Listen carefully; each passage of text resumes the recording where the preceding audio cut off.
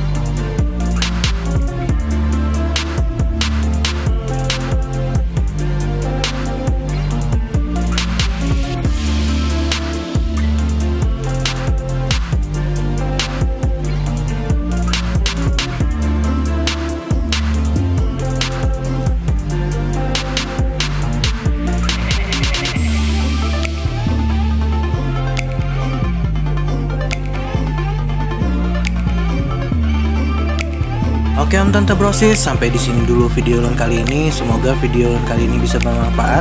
Adapun kesalahan informasi yang ulun sampaikan bisa pian tulis di kolom komentar. Sampai ketemu di video ulun berikutnya. Ulun undur pamit. Assalamualaikum.